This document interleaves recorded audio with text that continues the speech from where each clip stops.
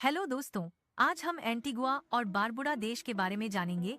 यह देश कैरिबियन सागर और अटलांटिक महासागर के बीच स्थित एक बेहद खूबसूरत द्वीप देश है।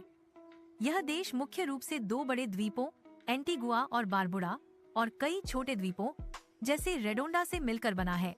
एंटीगुआ और बारबुडा लेसर एंटिल्स द्वीप समूह का हिस्सा है। यह कैरिबियन सागर के पूर्वी किनारे पर स्थित है।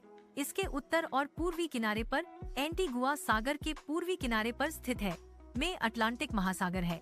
इसका कुल क्षेत्रफल लगभग 440 वर्ग किलोमीटर है। एंटीगुआ लगभग 281 वर्ग किमी और बारबुडा 161 वर्ग किमी में फैला है। एंटीगुआ अपनी घुमावदार तटरेखा के लिए प्रसिद्ध है। कहा जाता है कि यहाँ 365 समुद्र तट हैं, यानी साल के हर दिन के लिए एक नया बीच। देश का सबसे ऊंचा स्थान माउंट ओबामा है, जिसकी ऊंचाई 402 मीटर है। पहले इसे बोगी पीक कहा जाता था, लेकिन 2009 में अमेरिकी राष्ट्रपति बराक ओबामा के सम्मान में इसका नाम बदल दिया गया। यहाँ की जलवायु उष्णकटिबंधीय है। यहाँ साल भर तापमान लगभग 25 से 30 के बीच रहता है। यह क्षेत्र अक्सर हरिकेन समुद्री तूफान की चपेट में आता है। यहाँ कोई बड़ी नदियाँ या झीलें नहीं है। मीठे पानी के लिए वर्षा जल और डिसैलिनेशन खारे पानी को मीठा बनाना पर निर्भर रहना पड़ता है।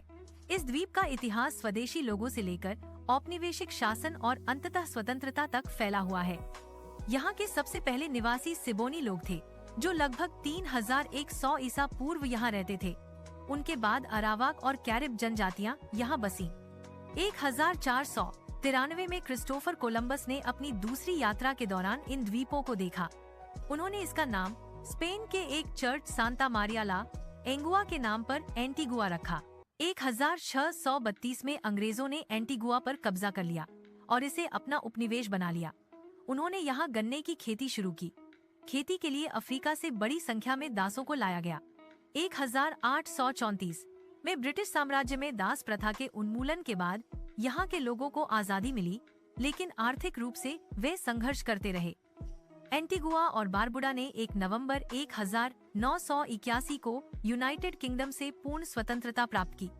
हालांकि यह आज भी राष्ट्रमंडल का हिस्सा है और ब्रिटिश सम्राट को अपना संवैधानिक प्रमुख मानता है।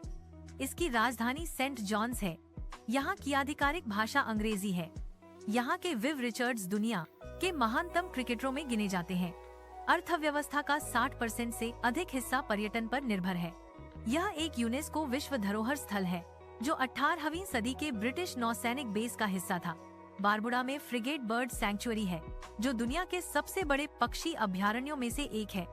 अगर आपको इस वीडियो से कुछ नई जानकारी मिली है, तो प्लीज लाइक, शेयर और सब्सक्राइब करें।